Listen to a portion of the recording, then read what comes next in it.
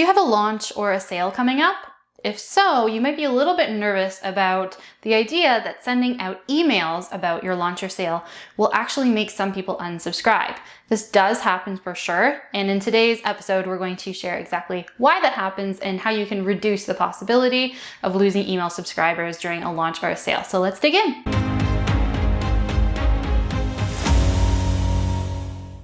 Welcome back to Emma Given's Content and Copy.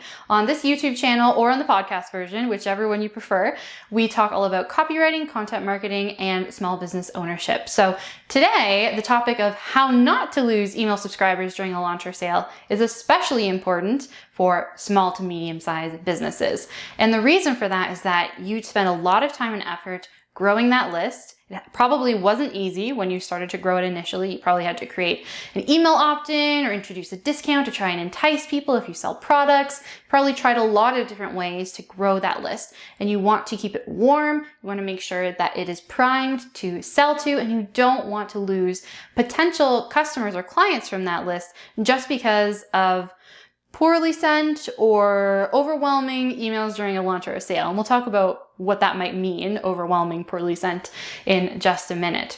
Let's start out by putting ourselves in the minds and the experiences of these email subscribers, because I imagine you are on some email lists yourself and you do get sales emails during Christmas, during Black Friday, during the January sales. If you live in Europe, I know January is a really big time. Or you've just noticed that there are some launches that happen over and over again from service providers, maybe business coaches that you follow, and it can be a little bit overwhelming. Some reasons it might be overwhelming that you might relate to are just the sheer number of emails. If it's just constantly coming your way, it might feel genuinely just annoying.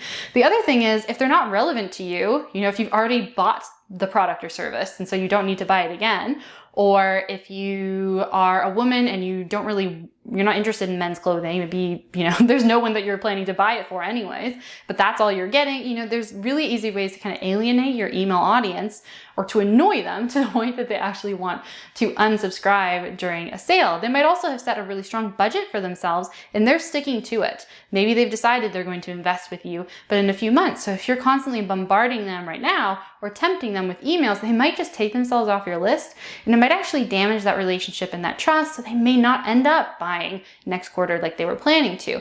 So some of these factors are outside of your control. You don't know what your ideal customer or client's particular money situation is. You don't know exactly who they would be buying gifts for. You can imagine, especially if you've done ideal client avatar research or you've actually surveyed your customers, but there are certain things that you can anticipate, and we want to be creating sales emails during a launch or a sale that really take these potential factors into mind. We want to avoid overwhelming them, we want to avoid annoying them, and we also want to avoid alienating them and making them think that your business isn't for them. So the first tip for not losing email subscribers during a launch or sale actually starts before launch or sale season. And that is to be consistent with your content before you actually start sending sales material at them.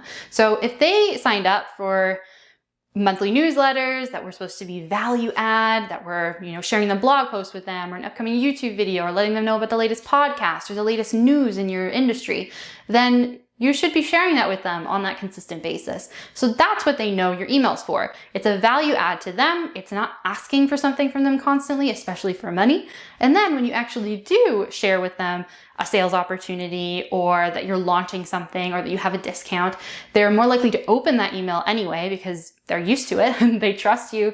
They're used to hearing from you, and they do tend to open your emails. But also they'll be warmed up because you've been nurturing them with that good value. And so it's probably time for them to give a little bit of value back, but also they know the value you share for free. So it must be even better if they're paying you for it.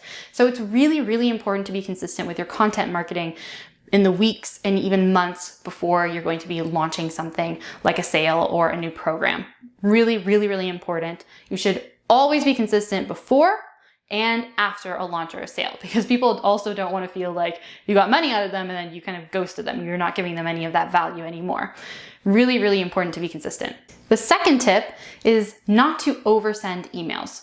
This is true both during the launch or sale and in general.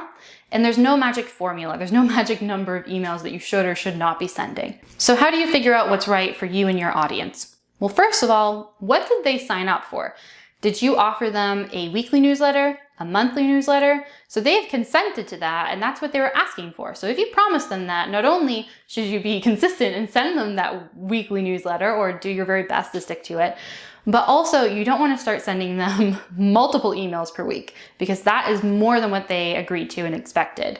This is the same thing with monthly. You just compare it. If you said monthly only and you're sending them every single week, maybe that's okay if you've increased your frequency and you've also let them know that you're going to be doing that in the first one of the weekly emails, but you definitely don't want to go from monthly to a gazillion in a single week just because of a sale, right?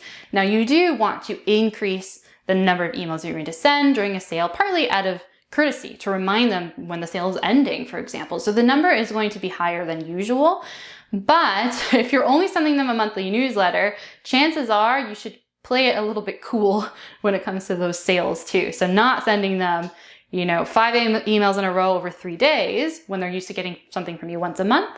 Maybe 4 to 5 emails in a few days if they're used to hearing from you once a week is a little bit more aligned. So just be really thoughtful about it. Whatever decision you go with in terms of the number of emails and the frequency, be really mindful of it and consider what your ideal audience had already accepted, what your email subscribers consented to and asked you for. Some other things to consider are if they recently signed up for a freebie or a product trial. So these are people who are really, really warm, who have asked you for something extra and even a higher touch, especially if it's a product trial. So they're going to be more receptive in general to you sending a couple more emails than the rest of the audience. The audience that's been on your list for a while and they just kind of open every other email from you, they're not going to be as receptive to a whole bunch of emails in a row as that really recent sign up from someone who is asking for a high value piece of content is going to be. So usually that's product trials, software trials, recent discount code signups, recent signups in general, especially if they've also asked for a freebie that might have a welcome sequence associated with it, right? So they are expecting from you, because you told them in the welcome email, now that we've delivered your freebie, you're going to hear from me, maybe 3 times over the next few days to make sure you get all the value out of it. Well, then you're also setting them up to expect more frequent contact. So consider those factors. Another factor to consider is if they click through on one of your sales emails, because that signals intent or interest in your products or services that are for sale. So this is getting into a little bit more of an individualized follow-up. It doesn't mean sending out necessarily a one-to-one email, but you might make use of an abandoned cart sequence if you're a product owner, for example. So you do want to make sure that you are nurturing that interested party to try and help them essentially match themselves with a product or service, because they're thinking about it. They might just need a reminder before the discount code expires or before the program launch ends, and they might actually be disappointed if they didn't get a reminder. So that does indicate a little extra frequency on their part. The other factor is, what technique are you using in that launch email sequence, for example? So if you're really mindfully using a technique like the sales colors, then each of the emails in that sequence has a really specific purpose. They're meeting people at different places on their psychological journey. They might need different pieces of evidence. Maybe some people prefer social proof or testimonials, and others prefer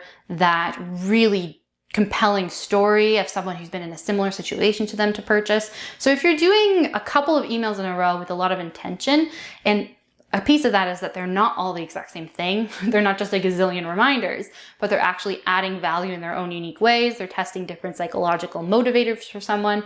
Then it makes sense to have a few more emails in general. The third tip is incredibly valuable, and I'm seeing more and more service-based business owners, and actually specifically copywriters, using this technique. I really hope more and more people do this. And that is to give your subscribers the opportunity to opt out of emails just about the sale or launch.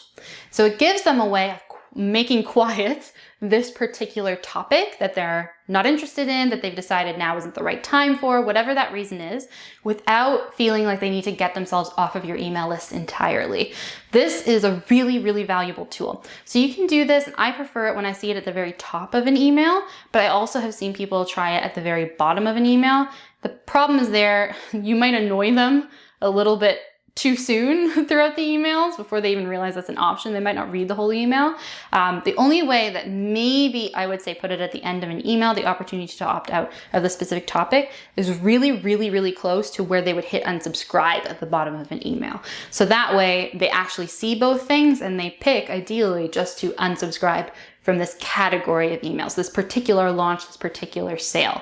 So here are some example phrases. They can be super simple, like click here to stop hearing about this sale. You can also acknowledge that they might change their minds in the future. So I understand if now is not the right time, or if you're absolutely sure that now is not the right time, click here to stop hearing about this specific launch, the name of the launch, or this round of intake, something like that. A third option would be to really acknowledge that they think of themselves already as an expert in that area, especially if you're a service provider or a business coach particularly. I think that would be super, super handy.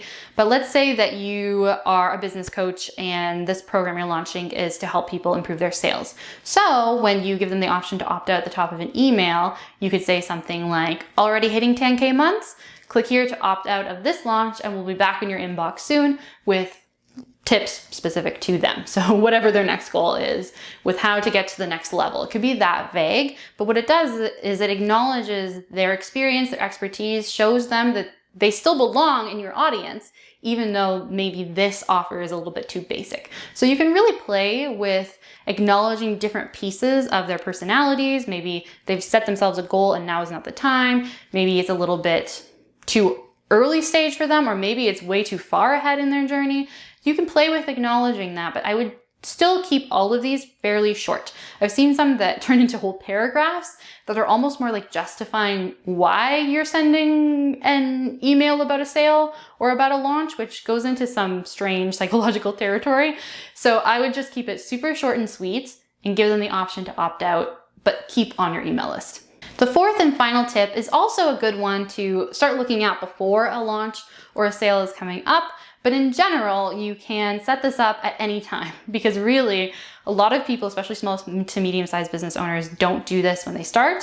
Segmentation, that's what we're going to talk about in a second. But at any point, it's going to be valuable to you. So even if you've just finished a launch or a sale, you can still use that opportunity to segment your list. So what is email list segmentation? Basically, you're going to identify parts of your email subscriber base, groups of them, that have different profiles. And so you can send more targeted emails to them for specific profiles. So some classic ways are, of course, demographics and psychographics. So maybe you create profiles based on someone's age. Maybe it's based on their location, particularly if you're product-based or you only offer certain products or services depending on the province, for example. Maybe there's regulations around the types of services you can offer because you work in a more regulated field like finance, for example. This can really help you with making sure that the content that they're getting and even the whole sales and launch cycle that they're getting is relevant to them.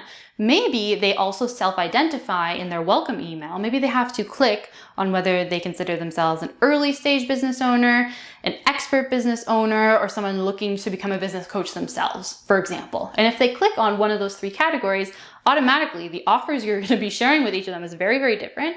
And you've made sure that each email subscriber does fit into each of those categories. Now, where they are might change over their lifetime as a subscriber, but there's going to continue to be opportunities for them to opt in and opt out of things if you've taken some of the earlier tips to make sure that they're always more or less in the right segment for their interests. Another way to segment is by behavior. So are they a past client or customer of yours? Well, then you can send them a very different series of emails than if they are brand new to your list. In some ways, that is such a ripe opportunity. If you have warm past clients, it's usually better to send them a personalized email to try and get them to go ahead and take advantage of your launch or your sale. Maybe they have just opted into a lead magnet and the lead magnet ties in really, really, really well with the launch you have going on now. So you write a specific email that you send out to any recent recipients or maybe people who have ever downloaded that specific lead magnet that acknowledges it, how it was the first step or a little taste, and now it's time to take everything they learned from it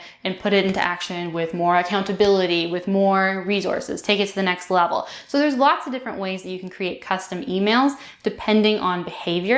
And those can be things like lead magnets where you've been gathering that and organizing them the whole time for the last few months.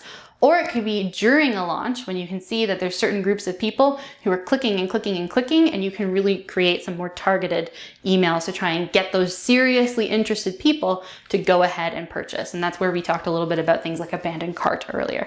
So that's a really, really powerful tool. Segmentation can take a little bit of time and a little bit of practice, but one easy way to start is, of course, to get people to, on a welcome email, click one of the identifiers of your 3 buyer personas. So the example we gave earlier, someone who's early stage, who considers themselves an expert, or who wants to become a business coach themselves.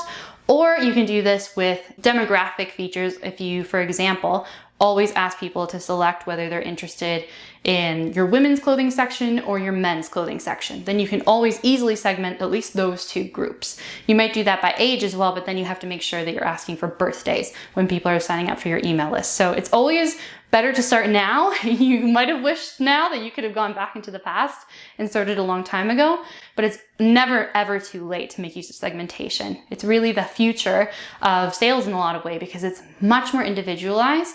Even though you can be speaking to hundreds and hundreds of people, it still feels more individualized and people are more likely to take action on your launch or your sale. So those are your 4 tips on how not to lose email subscribers during a launch or a sale. Please let me know which of these 4 tips were new for you, or are you going to try one of them? I'd love to hear that in the comments on YouTube. So if you're on the podcast version, be sure to click on the link in the show notes so you can go check out the YouTube version as well. And vice versa. If you're on YouTube, you'll be able to get the podcast link in the description box below. If you liked today's episode, please give it a thumbs up and consider subscribing for more copywriting, content marketing, and small business entrepreneurship tips. Thank you so much for joining me today, and I'll talk to you in about 2 weeks. Bye.